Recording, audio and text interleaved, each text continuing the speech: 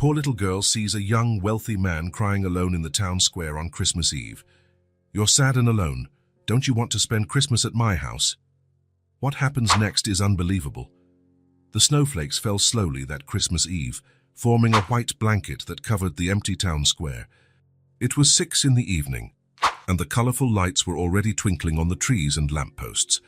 Families hurried past with last-minute shopping bags, all heading to the same destination, the warmth of their homes.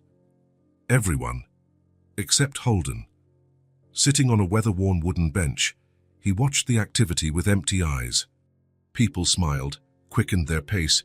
Some even hummed Christmas carols. The world was spinning in celebration while he remained motionless, as if an invisible wall stood between him and the joy that hung in the air. He had been there for 2 hours already. The cold seeped through his worn-out coat, but he barely felt it. Ever since he lost Lucas in the accident 2 years ago, the cold outside never matched the one that had settled inside him. The date only made everything worse.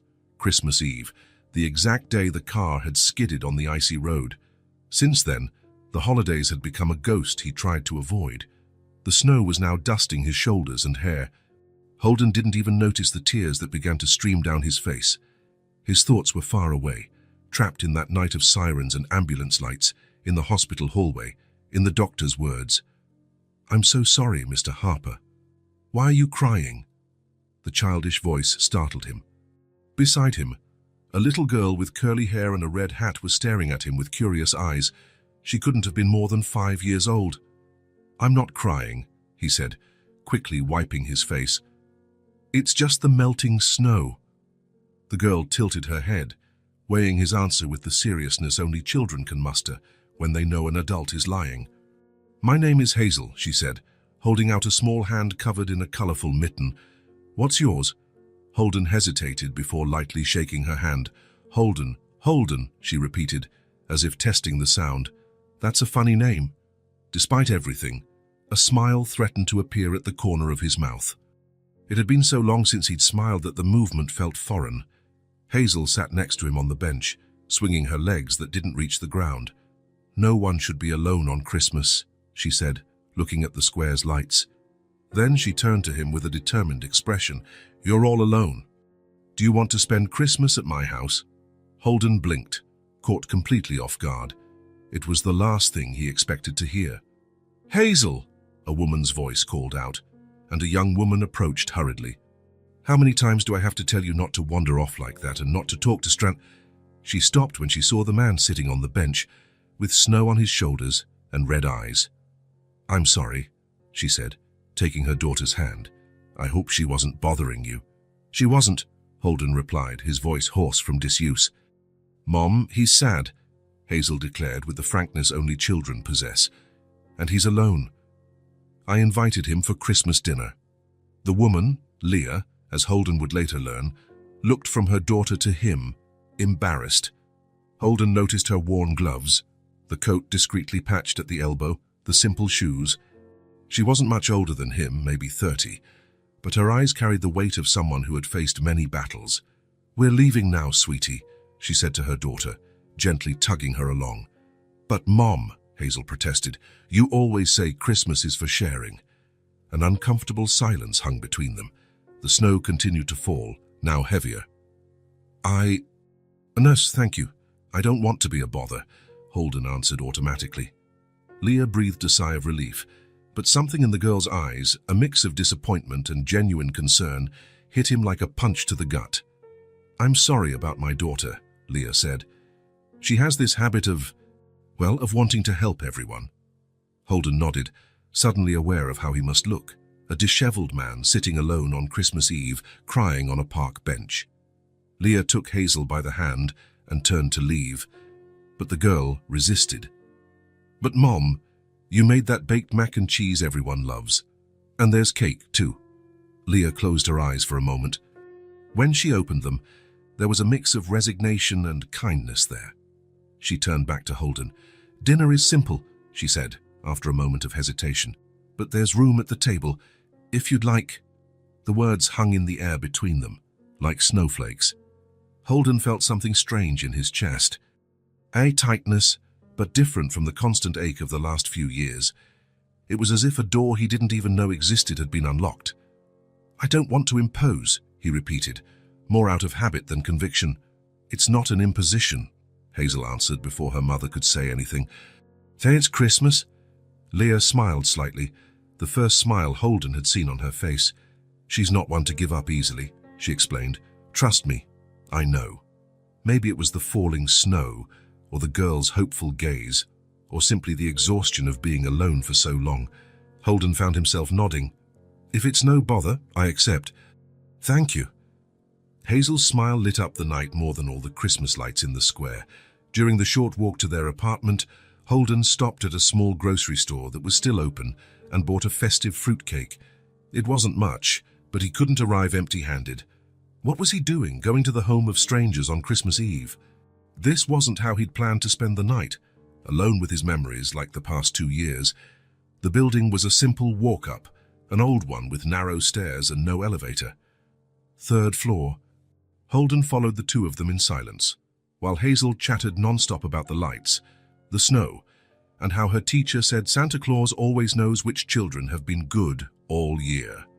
"It's not very big," Leah said as she opened the apartment door. It was an apology, he realized, but an unnecessary one. The place was small, yes, but cozy. A modest Christmas tree occupied a corner of the living room, decorated with ornaments that were clearly handmade, some probably by Hazel, judging by the irregular shapes and excess of glitter. A table was already set for 2, with simple but carefully arranged plates. "I'll get another plate," Leah said, disappearing into the small kitchen. Hazel pulled Holden by the hand. "Come see the tree. I made that angel there, and that star, and that... I don't know what that is, but I made it too." The girl's laughter echoed through the apartment, filling every corner. It was a strange sound to Holden's ears, accustomed to silence, and yet it wasn't unpleasant. As Hazel proudly showed off each ornament, Holden observed the apartment. Small, with used furniture but impeccably clean and organized. On the walls, colorful drawings, obviously Hazel's work, replaced expensive paintings. There were plants on the windowsill and a stack of children's books next to the sofa. It wasn't a place rich in money, but it was rich in life. The meal was simple, as Leah had warned. A large dish of baked mac and cheese, a side salad, and bread. For dessert, there was the fruitcake Holden had brought and a simple cake that Hazel proudly announced she had helped make. I cracked the eggs and stirred the batter, but Mommy wouldn't let me use the oven because it's dangerous. During dinner, it was mostly Hazel who talked, telling them about her school, her friends, and the stories her mother read to her before bed. Leah intervened occasionally, correcting details or tempering her daughter's enthusiasm. Holden just listened, responding with monosyllables when a question was directed at him. But, slowly, something strange began to happen. The knot that constantly remained in his chest, the one that tightened with every breath since the accident, seemed to loosen a bit. It didn't disappear, of course, but for the first time in 2 years it didn't hurt so much to breathe. When the clock struck 9, Leah announced it was time for Hazel to go to sleep. "But Mom, it's Christmas, and we have a guest," the girl protested. "And tomorrow is still Christmas. And you want to be rested to open your present, don't you?" With promises that Holden could come back another day, Hazel finally agreed to go to bed, but not before giving him a surprisingly strong hug. "Good night, Holden. I'm glad you weren't alone today." When Leah returned from the bedroom after putting her daughter to bed, she found Holden standing, ready to leave. "Thank you," he said, "for dinner, and for the company." Leah smiled slightly. "It was Hazel who invited you." "Even so, you didn't have to do this." She shrugged. "Maybe we needed it just as much as you did." At the door, before leaving, Holden paused. "Your daughter. She's special." "I know," Leah replied. There was so much pride in her voice that it made Holden feel a pang of something he couldn't immediately identify. When he reached the street, the snow had stopped falling. The cold night air filled his lungs, but for the first time in a long time, Holden felt something other than the cold and the pain. Warmth. A small, timid warmth, like a newly lit candle in a dark room. It wasn't enough to dispel all the shadows, but it was enough to remind him that maybe There was still light in the world. Holden woke up the next morning with the sunlight hitting his face. He had forgotten to close the curtains, something that hadn't happened in a long time. Usually, he made sure the room remained in dim light, as if the darkness better matched what he felt inside. For a moment, he lay there, just watching the rays of light dance on the ceiling. It was Christmas Day. For the last 2 years, this date had meant locking himself at home with a bottle of whiskey and waiting for the day to end. But today, there was something different in the air. The memories of the previous night came back slowly. The square, the snow, the little girl in the red hat, the small, cozy apartment, the set table, the homemade mac and cheese. Holden got up and went to the window. The snow had stopped, and the world outside looked clean like a blank page. He felt something strange in his chest, a feeling he couldn't name. It wasn't happiness, not yet. But it was the absence of that constant pain, at least for a few moments. While having coffee, his eyes fell on the closet in the hallway. He hesitated, but after a few minutes he stood up and walked over to it. The key was hidden on top of the doorframe where he had left it 2 years ago, vowing never to open that door again. Lucas's room was exactly as he had left it. The bed made, the toys organized on the shelves, the children's books lined up. Holden took a deep breath, his heart beating faster. He approached the shelf and his fingers touched a brown teddy bear, almost new. Lucas had received it just a few days before the accident and had barely had time to play with it. "Would you mind?" he asked in a low voice, as if his son could hear him. "There's a little girl who might like him." There was no answer, of course. Just the silence of the empty room, but somehow Holden felt it was the right thing to do. 2 hours later, he was standing in front of Leah and Hazel's building, holding the bear wrapped in colorful gift paper. He had thought about turning back several times on the way. What was he doing? He barely knew these people. He had only spent 1 evening with them. Maybe they didn't even want to see him again.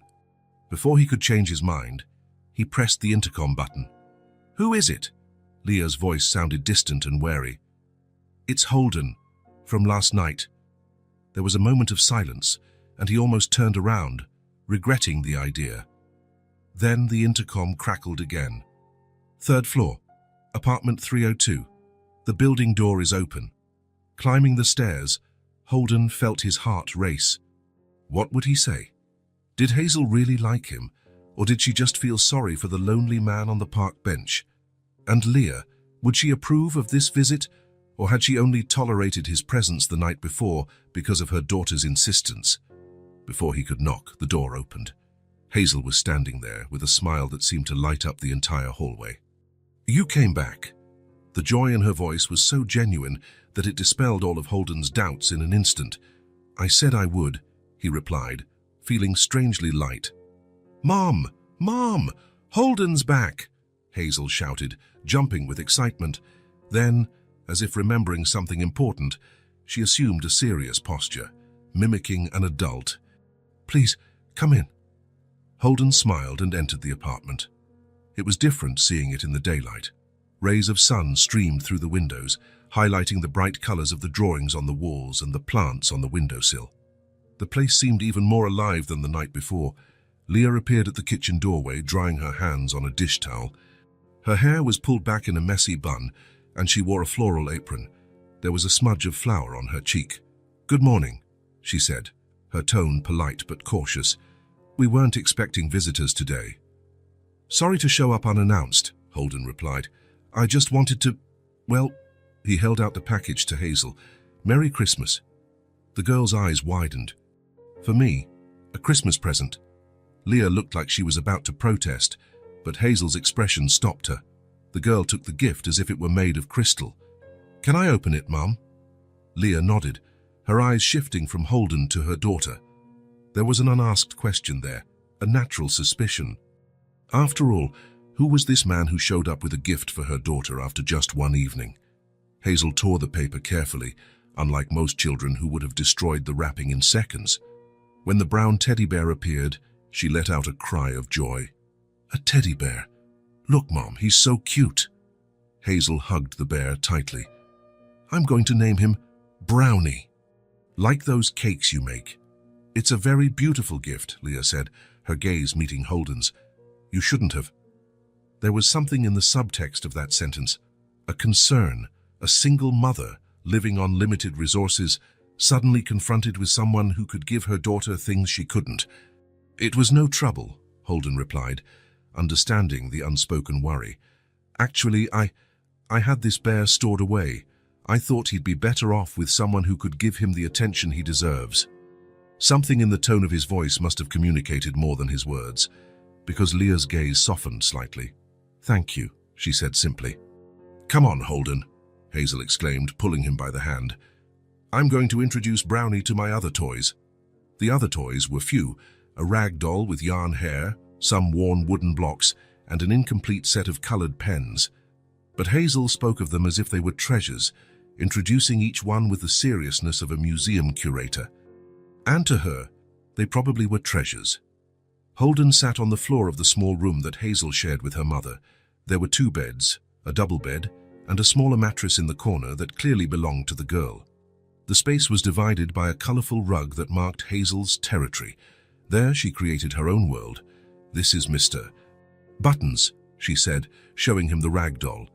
"He's a scientist, and these," pointing to the blocks, "are his helpers in the laboratory." "And what are they researching?" Holden asked, playing along. Hazel thought for a moment, frowning seriously. "They're looking for a time machine." "A time machine? What for?" "To visit dinosaurs, of course," she replied as if it were the most obvious thing in the world. Holden laughed, a light laugh, a bit rusty from disuse, but genuine. He couldn't remember the last time he had laughed like that. For the next hour, they built Mr. Buttons's laboratory with the wooden blocks, drew blueprints for the time machine, and created stories about the adventures Brownie, the new bear, would have with the other toys. Leah appeared at the door a few times, as if checking to see if everything was okay, but she didn't interrupt. Holden caught her watching him with an intrigued expression, as if trying to figure out who this man who had appeared out of nowhere in their lives really was. One of those times, their eyes met, and he tried to convey with a simple smile that his intentions were good, that he posed no danger.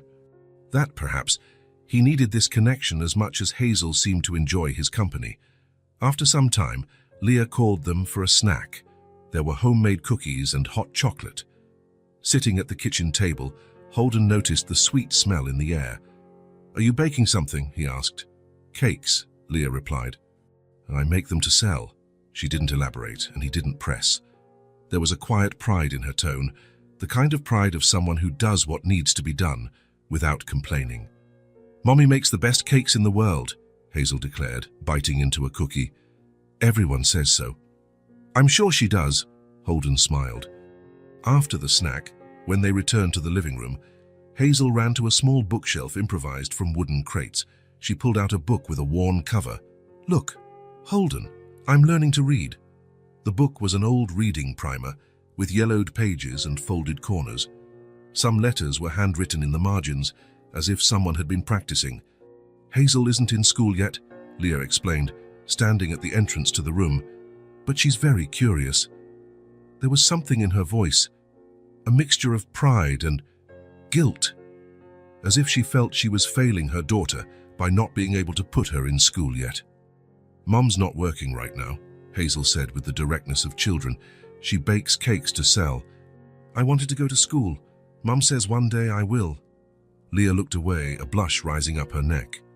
Holden noticed her discomfort at having her financial situation exposed like that, but before he could say anything, Hazel continued.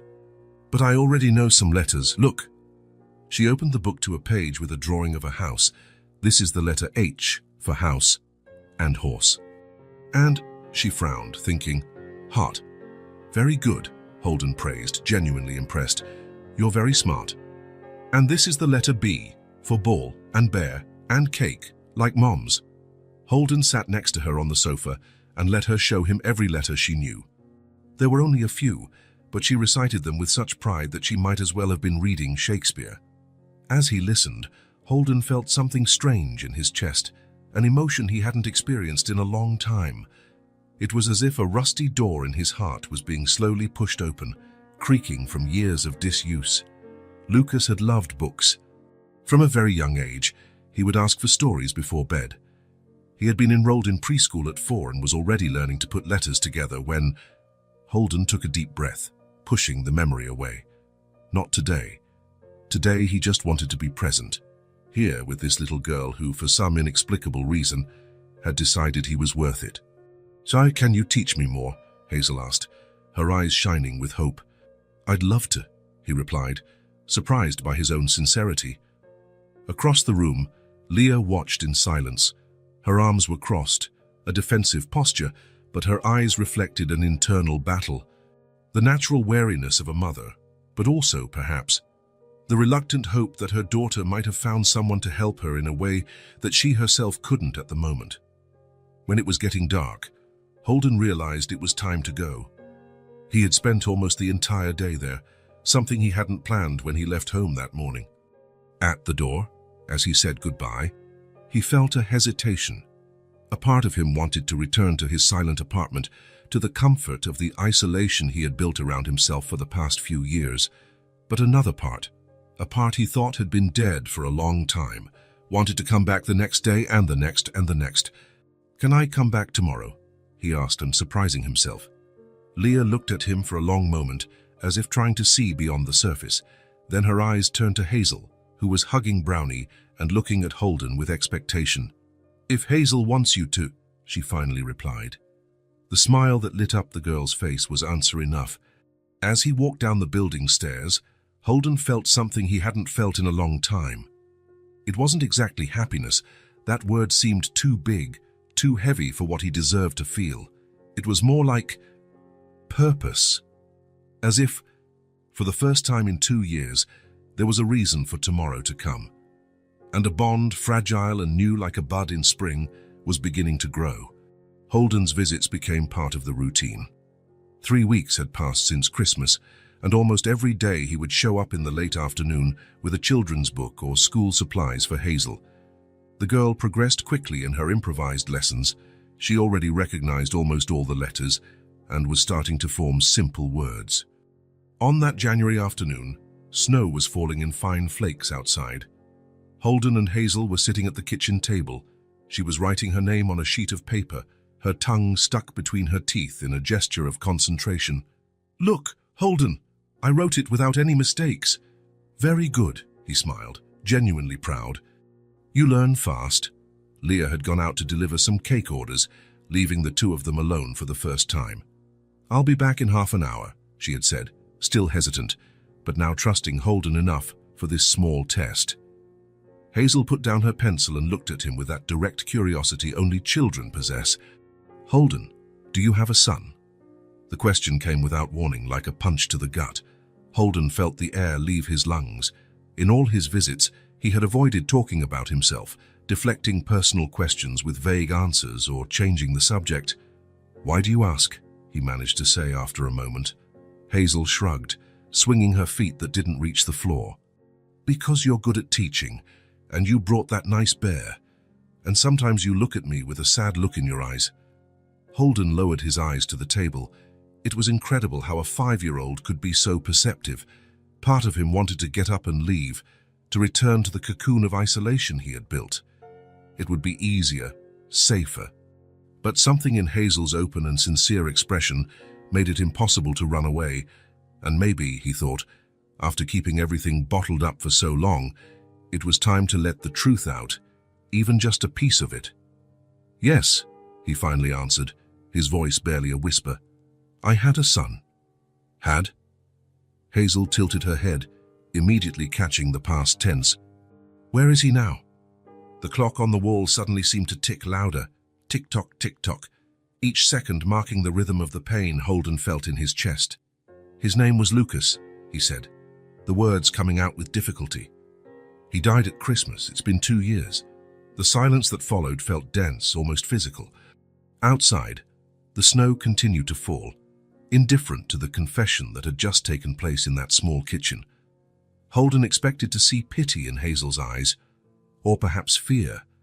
Death is a difficult concept for children, but instead, she just looked at him with an understanding that seemed far beyond her 5 years. How old was he? she asked softly. 6. Almost 7. Hazel absorbed the information in silence, as if piecing together a puzzle in her mind. Then, without warning, she got down from her chair and walked over to him. Holden remained still, unsure what to expect. Gently, she took his hand, so small compared to his, and placed it on his chest. "I think he's still with you, right here," she said simply. Something broke inside Holden at that moment. It wasn't like a violent collapse, but like a wall that after years of pressure finally gave way. Silent, almost peaceful, but irrevocable. Tears he had held back for so long began to stream down his face. He didn't try to hide them or wipe them away. He simply let them fall, each one carrying a fragment of the pain he had kept locked inside. Hazel didn't pull away or seem frightened. She stood there, her hand still on his, like a small anchor in the storm. "Do you miss him a lot?" she asked. Holden nodded, unable to speak. "My friend Sophia moved to another city. I miss her. But Mommy said that missing someone is the love that stays behind when a person leaves." The simplicity of the explanation hit Holden like a revelation. That was it. The love that stays. All this time, he had interpreted the pain as a punishment, as something to be avoided, hidden, drowned. He had never thought of it as proof that love still existed. "Your mother is wise," he finally said, his voice hoarse. In the hallway, invisible to both of them, Leah stood with a hand covering her mouth. She had returned minutes earlier, but had stopped upon hearing the conversation. She didn't want to interrupt that moment, instinctively sensing its importance. Silent tears streamed down her face as well as she watched her daughter, so small, so strong, confront an adult's pain with the wisdom only innocence can provide. Holden took a deep breath, trying to regain control. "I'm sorry," he murmured, running a hand over his face. "I didn't mean to cry in front of you." "It's okay," Hazel shrugged. "Mommy says crying washes your soul, like taking a bath, but on the inside..." A faint smile appeared on Holden's face. "Lucas liked dinosaurs," he said suddenly, the words tumbling out before he could stop them. He knew all their names, even the hardest ones, like Tyrannosaurus rex. That one and many others, Diplodocus, Triceratops, Velociraptor. He would correct me when I pronounced them wrong. It was done. For the first time in 2 years, Holden had said his son's name out loud without feeling like his chest would implode. He had shared a happy memory, not just the final tragedy. "I bet he was cool," said Hazel. "He was," Holden nodded, feeling the knot in his throat loosen a bit. "Very cool." Hazel went back to her chair and picked up her pencil again. With concentration returning to her childish face, she began to draw something on the sheet of paper. Holden watched in silence, grateful for the natural change of subject, for the way she let him breathe after such an intense moment. After a few minutes, she turned the paper towards him. It was a simple drawing, made with childish strokes, 2 stick figures, one large and one small, holding hands. "It's you and Lucas," she explained. "You're together, even if we can't see him." Holden took the drawing with trembling hands. Such a simple gift, and yet so profound. He looked at Hazel, at this child who, without knowing it, was mending the broken pieces of his heart. "Thank you," he said, the word carrying much more than simple gratitude. In the hallway, Leah silently backed away, wiping her own tears. Something had changed. That broken man who had appeared on Christmas Eve was not a threat, as she had initially feared. He was just someone trying to find his way back to life, just as she herself had tried to do so many times. And maybe, the idea timidly formed in her mind, maybe they could help each other on this journey. The next morning, Holden awoke with a strange sensation. The conversation with Hazel about Lucas was still vivid in his mind. After 2 years of avoiding any mention of his son, he had spoken about him, shared memories, and the world hadn't ended. The sky hadn't fallen on his head. In fact, he felt lighter, as if he had left a small part of the weight behind. As he got ready to leave, he realized he was planning his routine around his visits to Leah and Hazel's home. His life, which once revolved only around absence, now had a new axis. The realization startled him a little. That afternoon, he arrived at their apartment with a package of cookies and an illustrated alphabet book. Hazel greeted him with her usual enthusiasm, as if each visit were a wonderful surprise, even after weeks of almost daily contact. "Look, Mommy." Holden brought a new book. Leah smiled at her daughter, but there was something different in her eyes when she turned to Holden, a kind of resolution, as if she had made a difficult decision. "Hazel, honey, why don't you go put the book in your corner? I need to talk to Holden for a bit." The girl looked from one to the other, sensing the seriousness in the air, but she obeyed without protest. When she disappeared down the hallway, Leah motioned to the small kitchen table. "Can we sit?" Holden nodded, a knot forming in his stomach. He knew that tone. It was the kind of conversation that usually ended with, "Maybe it's better if you don't come back anymore." The kitchen was impeccably clean as always. On the counter, 3 freshly baked cakes were cooling, filling the air with a sweet aroma. A stack of folded boxes indicated they would be packaged and delivered later. "You heard our conversation yesterday, didn't you?" Holden asked as soon as they sat down, surprising Leah. She hesitated, then nodded. "Part of it. I didn't mean to eavesdrop, but it's okay. It wasn't a secret." Leah took a deep breath, as if gathering courage. "Holden, what's happening here?" The question hung between them, simple and yet so complex. What was really happening? A man broken by loss meets a child and her mother on Christmas Eve, and suddenly becomes part of their lives. It sounded like the plot of a cheap movie, not something that happened in real life. "I'm not sure," he answered honestly. "Hazel gets attached easily," Leah said, her fingers drumming nervously on the table. "She's always been like that. She sees the best in people, even when there's not much to see." She paused, choosing her words. "She talks about you all the time. Holden said this. Holden taught me that." Holden felt a wave of warmth in his chest, followed by a pang of guilt. He hadn't planned on becoming so important in a child's life, not when his own life was in shambles. "Hazel gets attached," Leah continued, now looking directly into his eyes. "If you disappear, how do I explain it to her?" The question wasn't an accusation, Holden realized. It was the genuine fear of a mother trying to protect her child.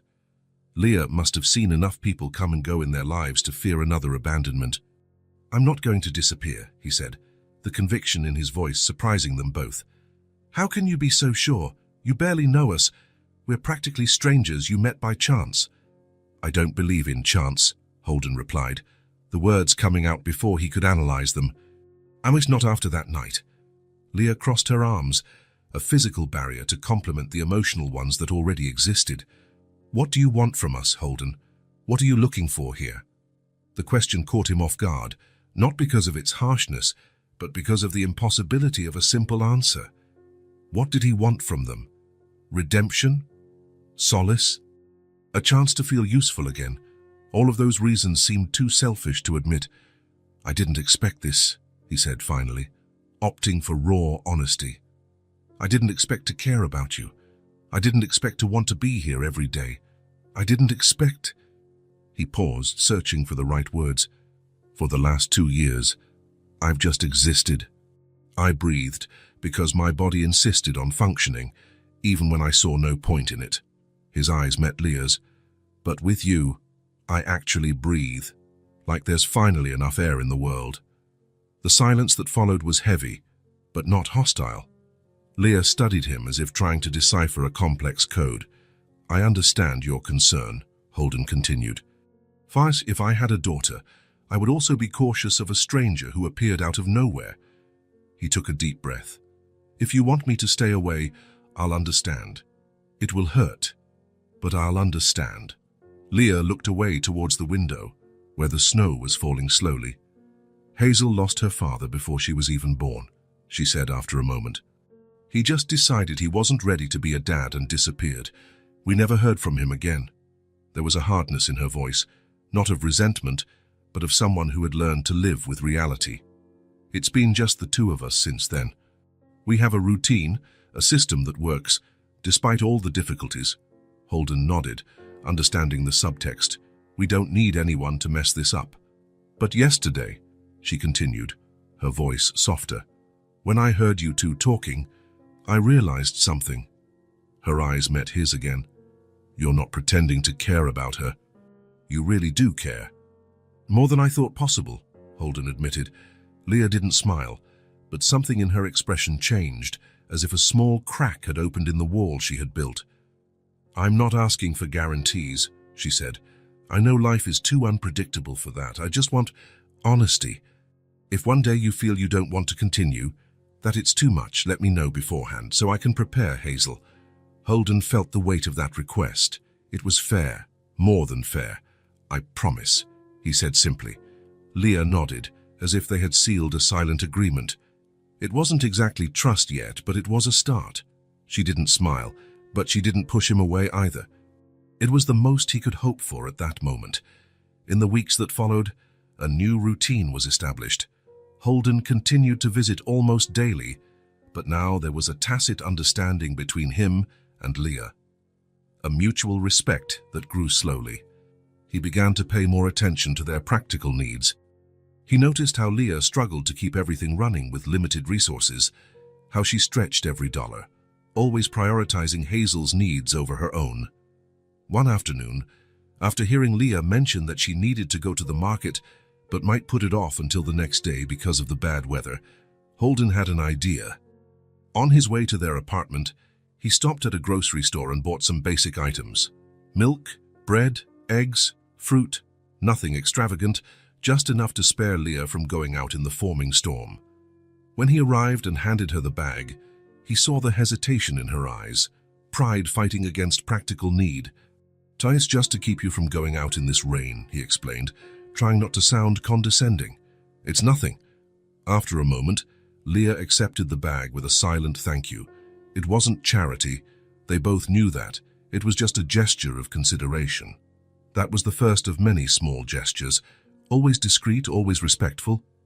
When he noticed the sugar was running low, he brought a new bag on his next visit. When he saw that Hazel's notebook was almost full, he showed up with a new one. Once, he brought a small pot of violets. To brighten up the kitchen, he said. They were never expensive gifts or flashy declarations of help. They were just small contributions to make life a little easier. With Hazel, the progress was even more visible. The improvised lessons were beginning to bear fruit. The girl already recognized all the letters and was forming simple words. Her enthusiasm was contagious, especially when she managed to read an entire sentence on her own. Look, Mummy, I read it all by myself. The pride on Leah's face on those occasions was indescribable.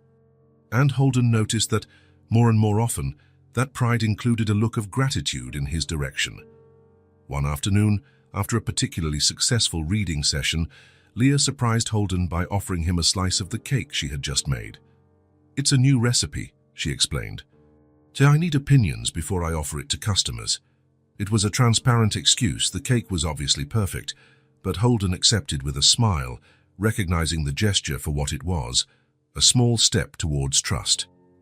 As they ate cake in the small kitchen, with Hazel excitedly chattering about a cartoon she had seen on TV, Holden watched Leah discreetly. There was something different about her. The constant tension in her shoulders seemed to have eased a bit. She smiled more, not just at Hazel, but in general, as if she were allowing herself moments of lightness.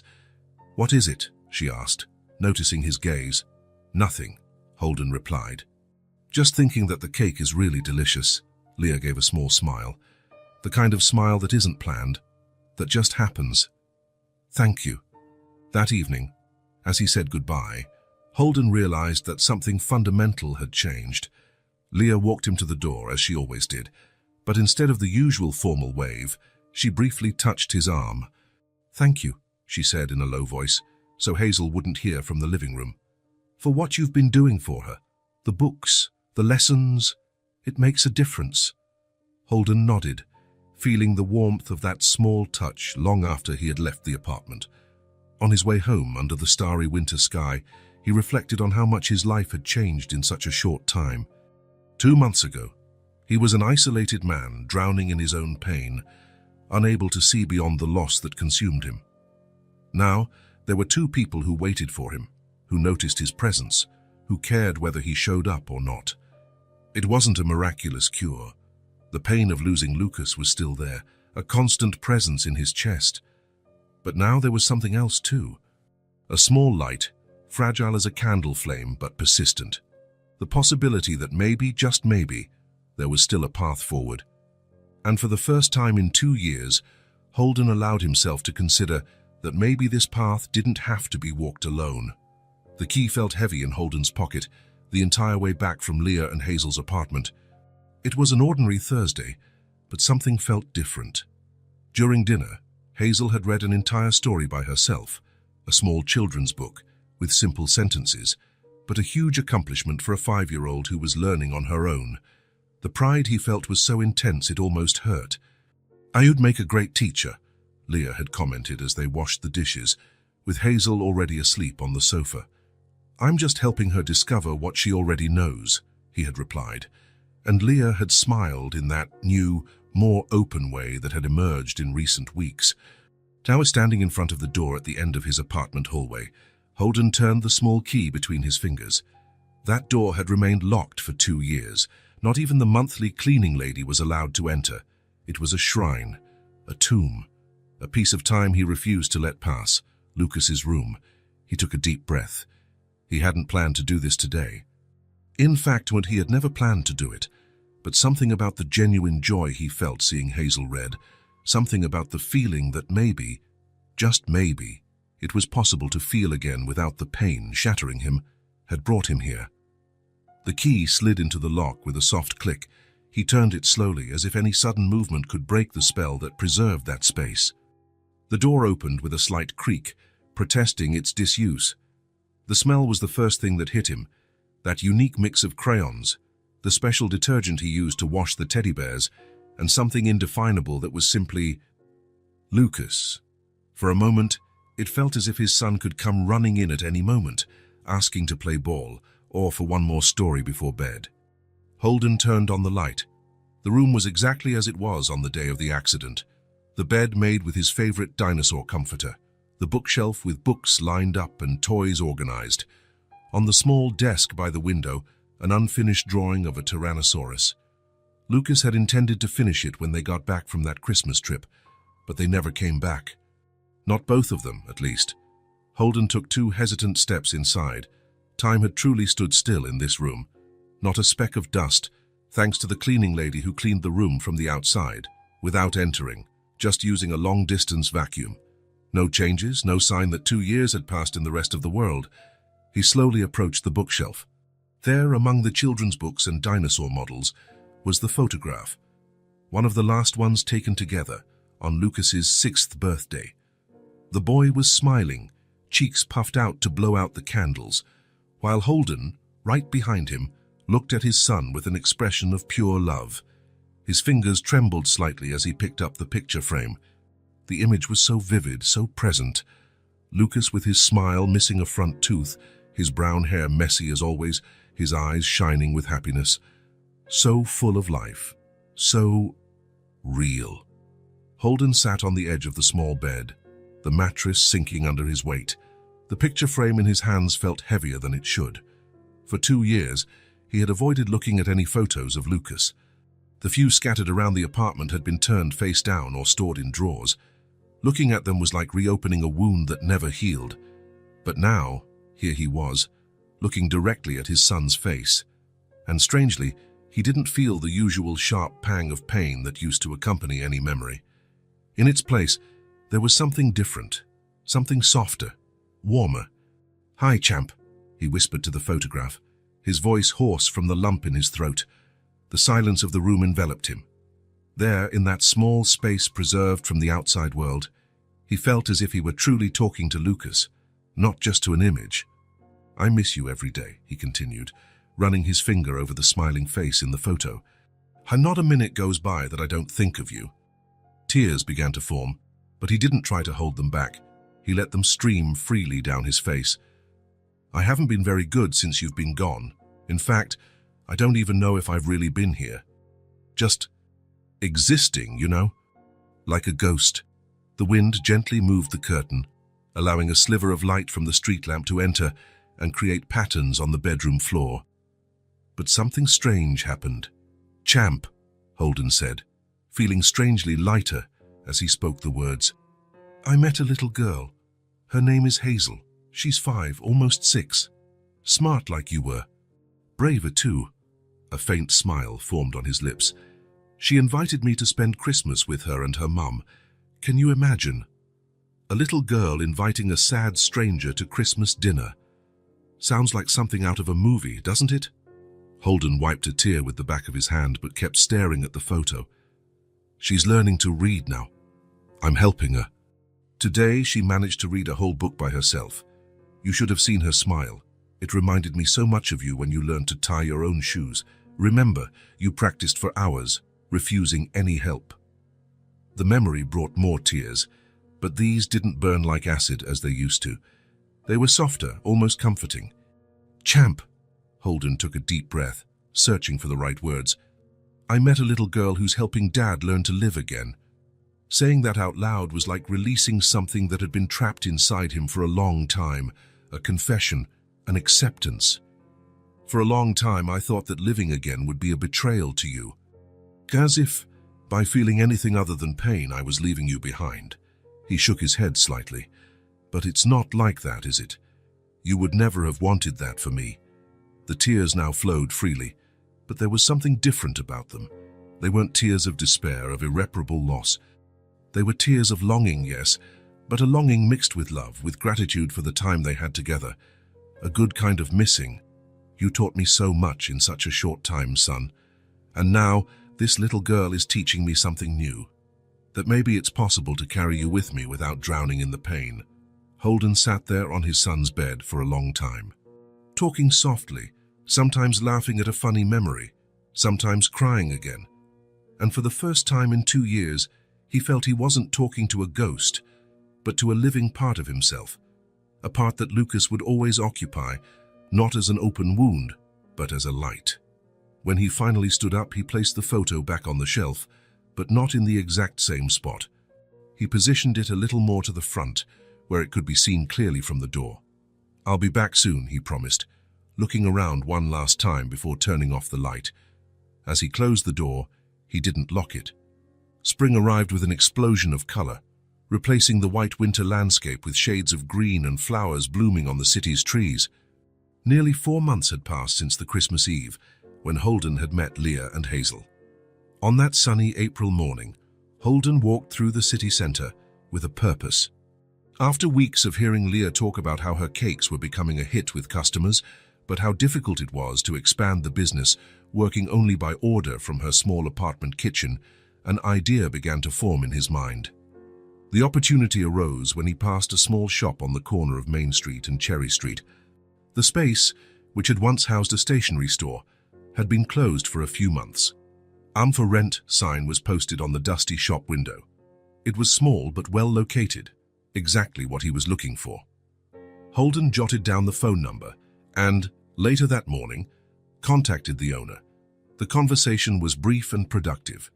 The rent was reasonable, especially considering the location, and the lease could be month to month for the first 6 months, reducing the initial risk. That afternoon, when he arrived at Leah and Hazel's apartment, he was unusually nervous. Hazel greeted him with her usual enthusiasm, immediately showing him the new book she was managing to read. Something about a very hungry little caterpillar. "You seem different today," Leah observed as she prepared tea in the kitchen after Hazel had gone to play in her room. "Did something happen?" "Actually, yes," Holden replied, gathering his courage. "There's something I want to talk to you about. An idea." Leah sat down at the kitchen table, placing 2 steaming cups between them. Over the past few months, she had become more relaxed in his presence. Her hair, once always in a tight bun, now fell loosely over her shoulders. Even her posture was different, less defensive, more open. "I'm listening," she said, a faint smile on her lips. "I found a place," Holden began, the words coming out a bit jumbled. "A small shop for rent, near downtown. It's perfect, Leah. It has a big storefront facing the main street, lots of natural light, and a small but functional kitchen in the back." Leah frowned, confused. A shop. For what? For your cakes, he replied simply. We could open a shop for you to sell your cakes. A small cafe, maybe. Nothing too elaborate at first. A few tables, a refrigerated display case for the cakes, fresh coffee. He stopped when he saw Leah's expression change from confusion to something close to shock. Holden, she said slowly, that's a lot. A commercial rent, equipment, licenses, I can't accept. It's not a gift, he clarified quickly. It's an investment. Your cakes are incredible, Leah. Everyone who tries them says so. You have real talent, and you're wasting that talent just selling by order. Limited by your kitchen's capacity. Leah looked down at her cup, visibly conflicted. Even so, it's a lot of money. What if it doesn't work out? What if no one shows up? It might not work, Holden admitted. Any business can fail, but it could also be very successful, and the lease is month to month for the first 6 months, so the risk is limited. An additional idea struck him as he spoke. Besides, there's enough space for a small children's bookshelf in a corner. We could create a kids' area, where parents could have coffee while their children explore the books. That caught Leah's attention. Holden knew how much she valued education, how much she wished Hazel could have every possible opportunity. A cafe with books, she asked, a spark of interest in her eyes. Exactly. Sweet pages, or something like that, he suggested. Cakes and books, 2 things that bring comfort. Leah was silent for a long moment, absorbing the idea. Holden could almost see the gears turning in her mind, assessing risks, calculating possibilities, allowing herself, perhaps for the first time in a long time, to dream of something bigger. Why would you do this? She finally asked, her voice almost a whisper. The question caught Holden off guard. Why? Because for the past few months, for the first time since Lucas's death, he felt alive again. Because watching Hazel learn to read had given him purpose. Because Leah's smile, increasingly frequent, brightened days that were once just a succession of empty hours. Because you deserve it, he answered simply, and because maybe I need this as much as you do. Something in Leah's face softened. It was more than acceptance, it was understanding. For the first time, she truly saw him, not as a potential threat, not as a broken stranger who had appeared out of nowhere, but as someone who was just as lost as she was finding his way back. Can we at least go see the place? She asked, a hesitant smile appearing. 3 weeks later, the small corner shop was transformed. The walls, once grey, now sported a soft shade of blue. Wooden shelves lined an entire wall, housing carefully selected children's books. In the center, 4 round tables with comfortable chairs, and in the back, a refrigerated display case showed off Leah's cakes, each one more beautiful and appetizing than the last. The grand opening of Sweet Pages was set for Saturday. Leah had spent the entire week preparing her best recipes. Holden had taken care of the paperwork, licenses, contracts, insurance. Even Hazel had contributed, creating small, colorful bookmarks for the first customers. When the doors opened at 10 in the morning, there was a small line waiting outside. Curious neighbors, Leah's old customers, families attracted by the concept of a cafe with a children's area. The morning passed in a blur of activity. Leah, initially nervous, soon found her rhythm, moving confidently between the counter and the kitchen. Holden helped serve tables and manage the cash register. Hazel, proud in her little apron, handed out bookmarks and guided children to the reading corner. By noon, the cake display was almost empty. At 3 in the afternoon, Leah had to improvise 2 more recipes to meet the demand. At 5, when they closed the doors, they were exhausted, but radiant. That was incredible, Leah said, collapsing into a chair after the last customer left. I never imagined. So many people. Holden smiled, looking at the space that hours before was just a promise and now felt alive, as if it had always existed. They'll come back, and they'll bring more people. Hazel, sleepy after the day's excitement, rested her head on her mother's lap. Can we do this every day? She asked, yawning. Yes, honey, Leah replied, stroking her daughter's hair. This is our place now. She looked up at Holden, and there was something new in her gaze, a mix of gratitude, tenderness, and something more, something he didn't dare to name yet. "It was a very good thing you came into our lives," she said simply.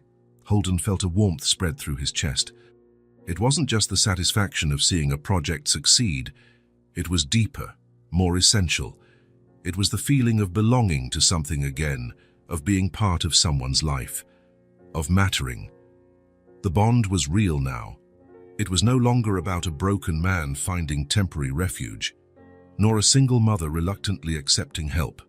It was a genuine connection, built day by day, gesture by gesture, moment by moment.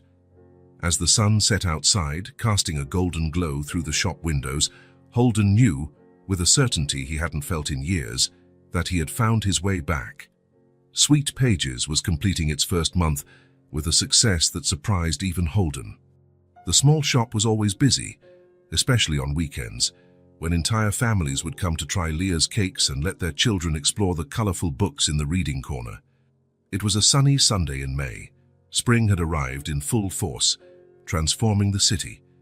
After helping Leah close the shop at noon on Sundays, they only worked in the morning, Holden had an idea.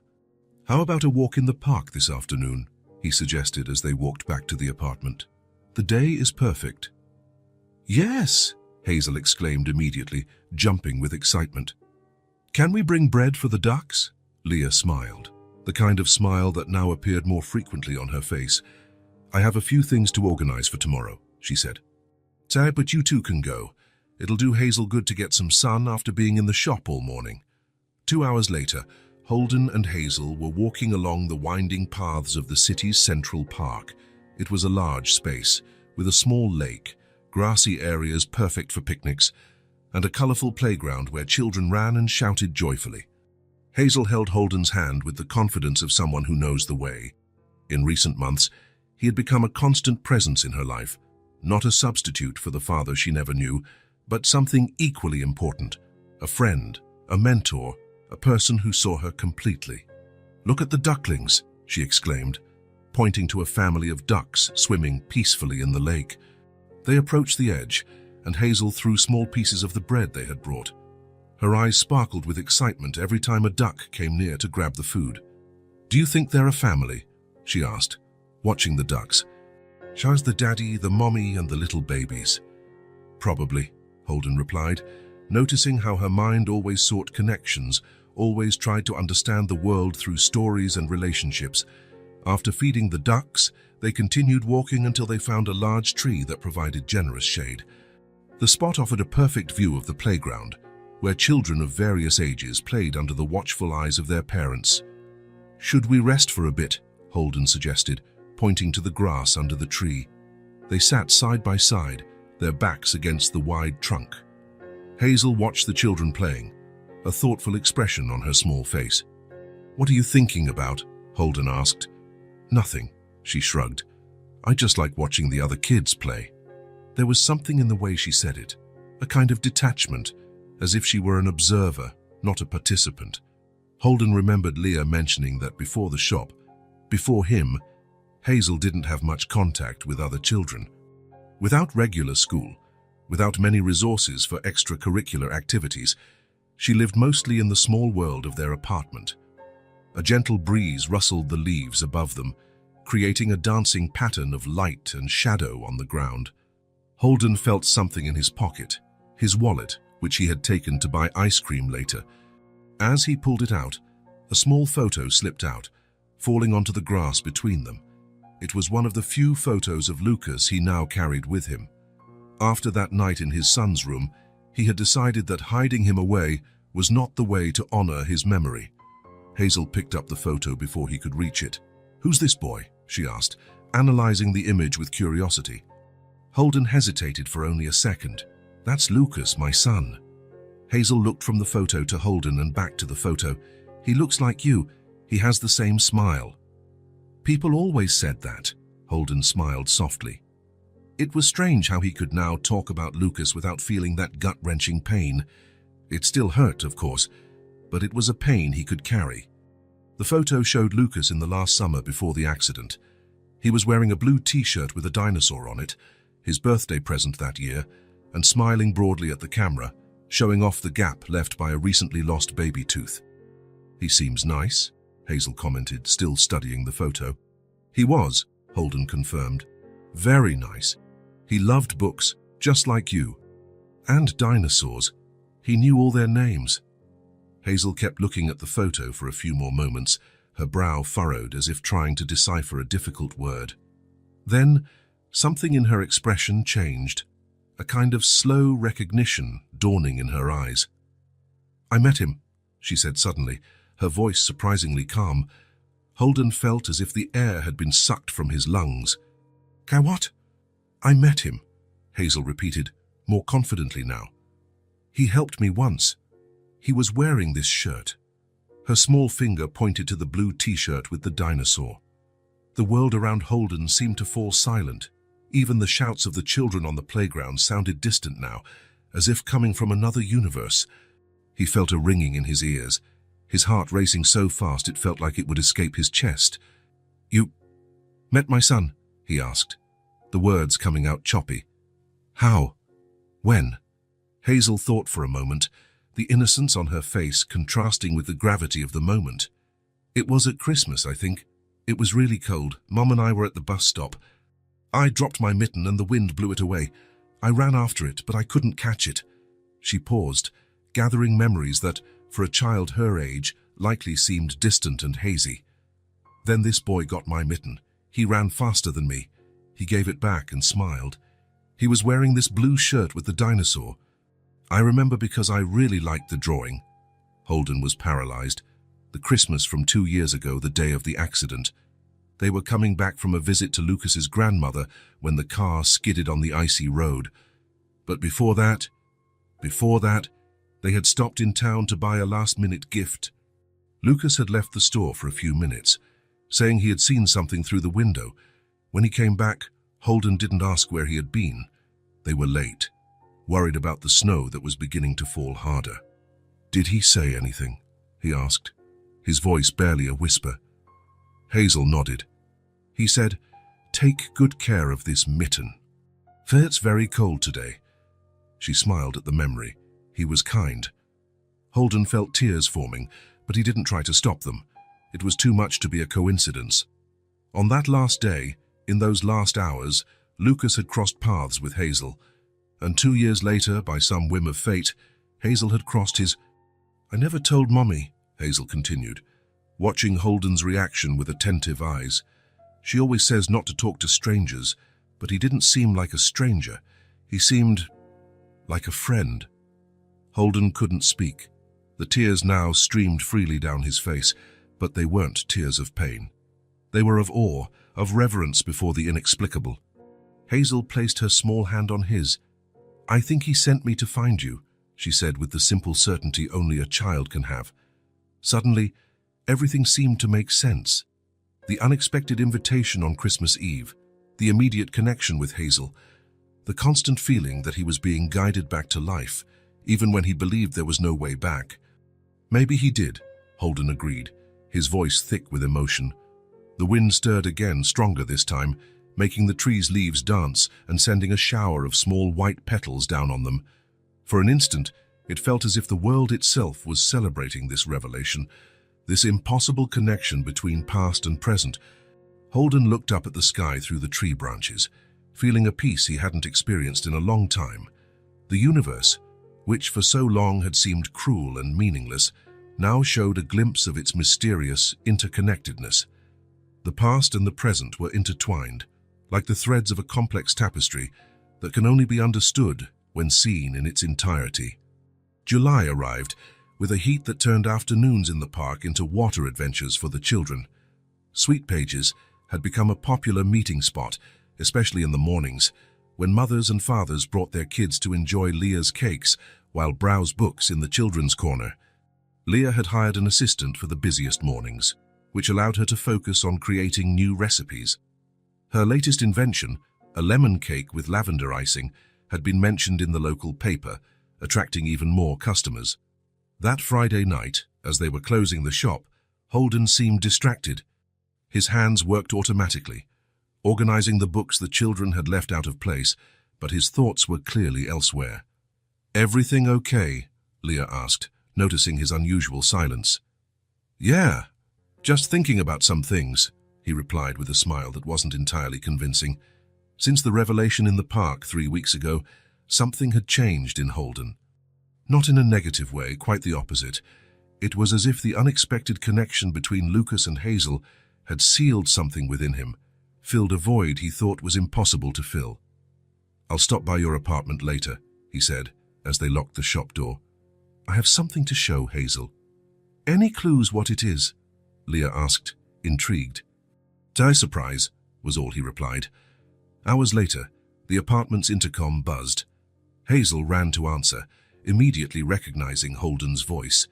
In recent months, his visits had become so frequent that the girl could identify him just by the way he rang the bell. Holden's coming up, Mommy, she announced, bouncing with excitement. Leah smiled, watching her daughter. Sometimes she was still surprised by how quickly Holden had become part of their lives, an essential part, that seemed to have always been there. After what Hazel had told her about her encounter with Lucas, everything seemed to make even more sense, as if a greater force was guiding this unlikely connection. Soft knocks on the door announced his arrival. Hazel opened it immediately, almost jumping into his arms. You took so long, she complained, although it hadn't been long since they said goodbye at the shop. Sorry, Princess, he laughed, entering the apartment. I had to stop by a few places first. It was then that Leah noticed the large bag he was carrying, a shopping bag from a city department store. Holden met her gaze, and there was something in his expression, a kind of nervousness mixed with anticipation. What's in there? Asked Hazel, her natural curiosity immediately piqued. Holden placed the bag on the living room floor and knelt to be at Hazel's height. Remember when you told me about your biggest dream? He asked softly. Hazel frowned, thoughtful. To have a unicorn? Holden laughed. No, the other dream, the one you told me on the second day we met. Hazel's eyes widened slightly in recognition. To go to school like the other kids. He nodded, a smile spreading across his face. That's the one. With a ceremonial gesture, Holden pulled the bag closer and began to take out the items one by one.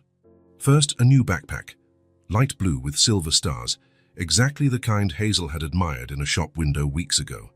Then, carefully folded, a school uniform, a navy blue pleated skirt, a white shirt, and a sweater with an embroidered crest that Leah recognized immediately. It was from Westfield Elementary School, one of the best schools in the city. Finally, a pair of new sneakers, white and shiny, perfect for a child who would soon be running through the hallways of a real school. Hazel stared at the items with an expression of pure astonishment, as if she couldn't believe what she was seeing. Her small hand reverently touched the fabric of the uniform, feeling the texture under her fingers. Didn't you say you wanted to go to school? Holden said, his voice soft in the silence that had settled in the room.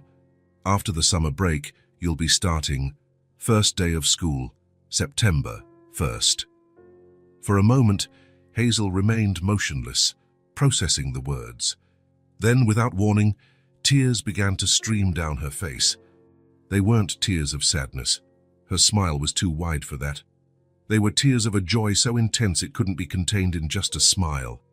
She threw herself into Holden's arms with such force that she nearly knocked him over. Thank you, she sobbed against his shoulder, her words choked with emotion. Well, it's the best present in the world. Holden hugged her back, his own eyes moist. Over Hazel's shoulder, he met Leah's gaze. She was standing there, a hand covering her mouth, her eyes shining with unshed tears. He knew how much this meant to her.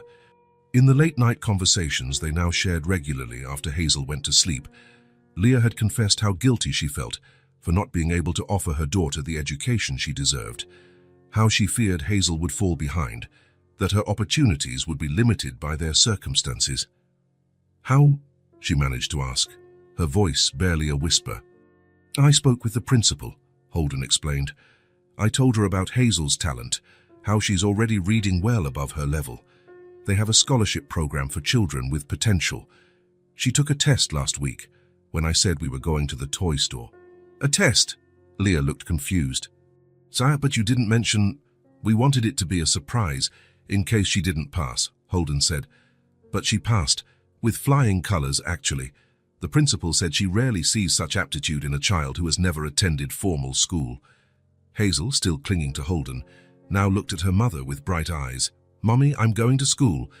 I'm going to learn things every day, like the kids in the books." Leah approached, kneeling beside them. She gently touched her daughter's face, wiping away a tear with her thumb. "Yes, my love, you are." The emotion in her voice was palpable. Years of worry, a feeling like she was failing as a mother for not being able to provide this for her daughter, seemed to dissipate in that moment. Hazel picked up the uniform again, holding it against her body as if it were the most precious thing in the world. "Can I try it on now?" she asked, her voice trembling with excitement. "Say, of course you can," Leah smiled, helping her gather the items. "Go to your room, I'll help you in a minute." As soon as Hazel disappeared down the hallway, Leah turned to Holden. There were so many things she wanted to say, so many conflicting emotions. Gratitude, relief, maybe even a little guilt for not being able to do this herself. But before she could form any words, Holden spoke. "I know what you're going to say, and no, it's not too much. It's not charity. It's just life. People helping people they care about." Leah nodded, understanding. In the past few months, they had learned to read each other, to understand the silences and the unsaid. What once would have seemed like an intrusion or charity was now just the natural continuation of the bond they had formed. "Thank you," she said simply, letting that single word carry everything she felt. From the bedroom, they heard Hazel's excited voice calling for her mother, eager to try on the uniform. Leah stood up, holding back the tears that threatened to fall. They weren't tears of sadness or worry, like so many she had shed in the difficult years of raising a daughter alone. They were tears of relief, of hope, of a future that suddenly seemed full of possibilities.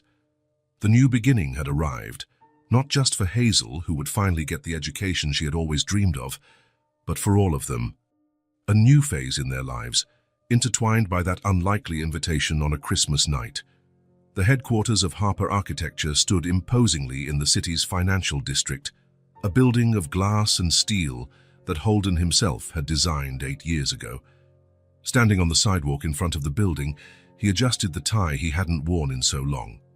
The suit still fit perfectly, but he felt strange in it, as if he were wearing someone else's skin. In a way, that's exactly what it was. The automatic doors slid open as he approached. In the lobby, the security guard, the same one as before, looked up without much interest. Then his eyes widened in recognition. "Mr. Harper." "My goodness, is that really you, sir?" Holden smiled, extending his hand. "Hello, Carl, it's been a while." 2 years and 3 months, sir," the man replied, shaking his hand enthusiastically. "It's very good to have you back. 2 years and 3 months. The exact time since he had last set foot here, 3 days after Lucas's funeral. On that day, he had only come in to announce his indefinite leave of absence, leaving the company in the hands of his partner, Martin. The elevator rose smoothly to the 10th floor. As the doors opened, Holden took a deep breath. The decision to return hadn't been easy, but in recent weeks, while helping to establish Sweet Pages and getting more involved in Leah and Hazel's life, he realized he was ready to reclaim this part of himself as well. The office looked almost the same. The same glass walls separating the workstations, the same strategically placed plants, the same hum of activity. But now everything seemed different to his eyes, more alive, more full of possibilities. A few heads turned as he walked by. Whispers followed him down the hall. 2 years was long enough for some faces to be new, but most of the long-time employees recognized him immediately. No one approached him, though. Perhaps out of respect. Perhaps because they didn't know what to say to the man who had disappeared after losing his son. The door to his office still had his name engraved on the golden plaque. Holden Harper, CEO. He hesitated for a moment before turning the handle. The space had been preserved, like a museum awaiting its curator. Probably Martin's doing, who had always insisted that Holden would return when he was ready. The large oak desk, the ergonomic leather chair, the shelves with architecture books and scale models of his most famous projects. The only difference was the plants. All dead, of course. No one had remembered to water them during his absence. Or maybe someone had tried at first, but eventually gave up. accepting that some things simply don't survive neglect. Holden walked slowly around the room, reacquainting himself with the space. He ran his fingers over the surface of the desk, feeling the wood beneath his fingertips. He stopped in front of the panoramic window that offered a privileged view of the city.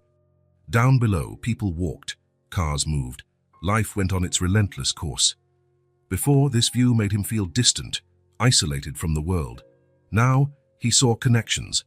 In every hurried person, he imagined stories, families, joys and sorrows, all intertwined like the threads of an immense invisible web.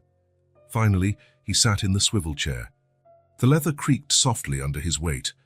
He took a small picture frame from his inside jacket pocket, the photo of Lucas he had shown Hazel in the park. Carefully, he placed it on the desk, adjusting the angle so he could see it clearly. In the smiling Lucas in the photo, he now saw not only what he had lost, but also the mysterious link that had led him to Hazel and Leah. That unlikely encounter on the day of the accident, the boy helping a little girl retrieve her wind-blown mitten, now seemed charged with meaning, as if the universe had planted a seed that would take 2 years to bloom. The door opened after a light knock. Martin, his longtime partner, entered with an expression of surprise and restrained joy. The receptionist called me. I didn't believe it, he said, approaching with hesitant steps. You're back. Holden nodded, standing up to hug the friend who had sustained the business during his absence. I'm back. They talked for almost an hour.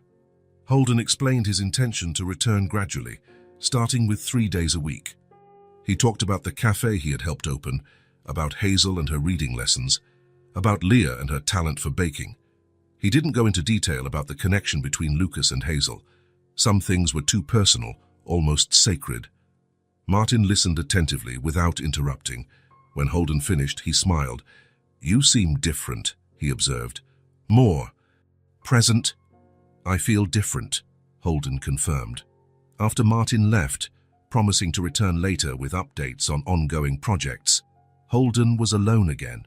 He swiveled his chair to face the window, watching the clouds pass slowly across the blue summer sky. His reflection in the glass was sharp, the same face but different eyes, no longer empty, no longer just surviving.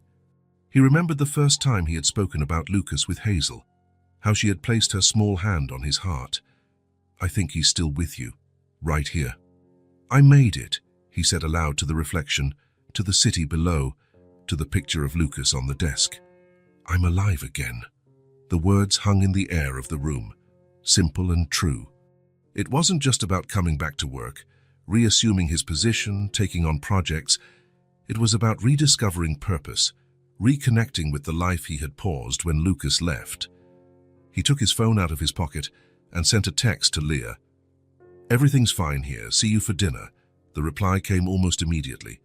Hazel is already asking what time you'll be home. She wants to show you what she learned in her new book today. Holden smiled, putting the phone away.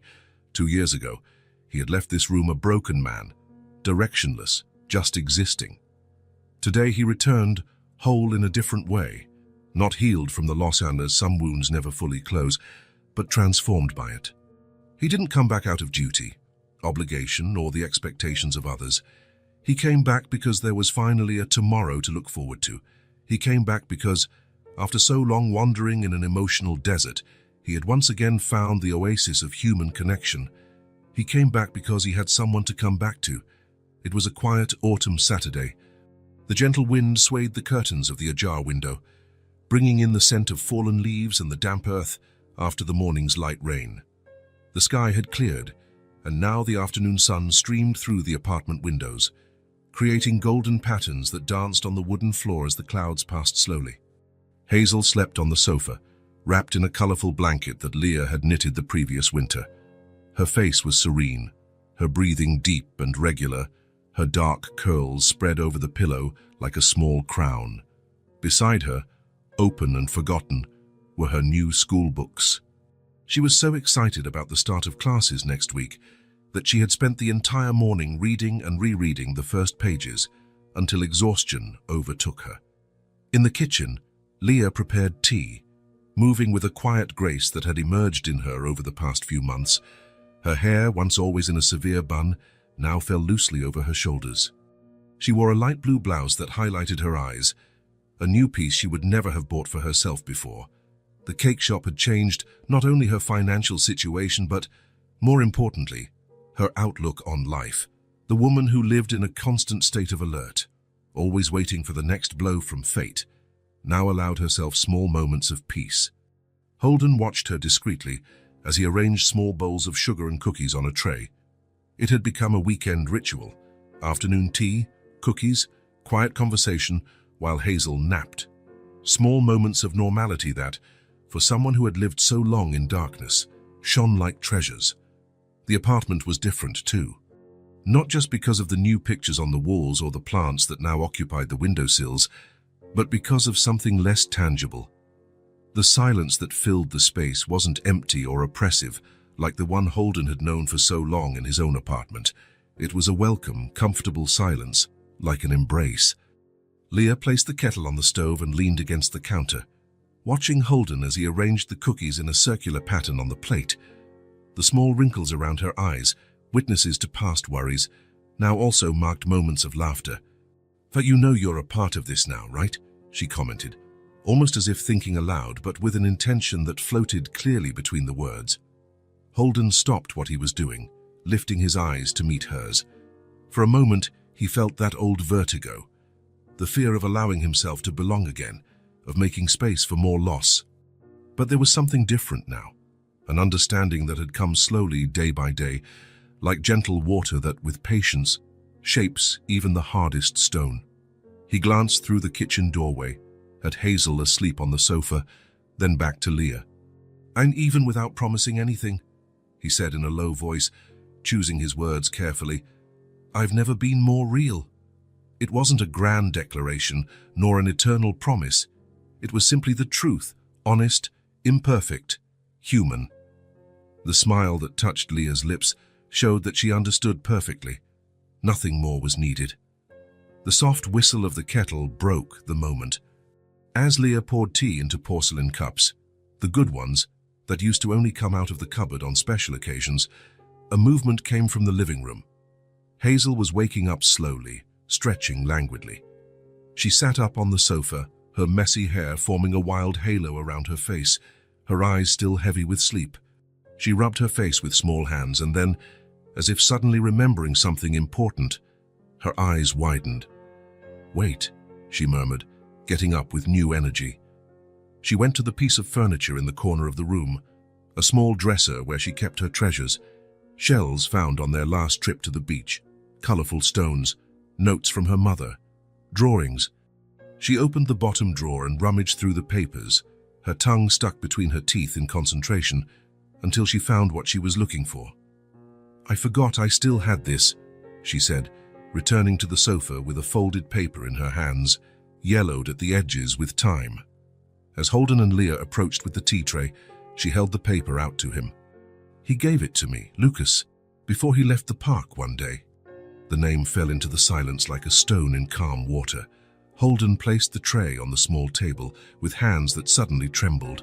The world around him seemed to slow down as he took the folded paper, his fingers cautious as if touching something fragile and precious. He unfolded it slowly. A child's drawing appeared. Two stick figures holding hands under a smiling sun with pointy corners. The colors were vibrant, applied with the strong pressure that Lucas always used when coloring. It was exactly his style, unmistakable to a father who had saved every one of his son's creations.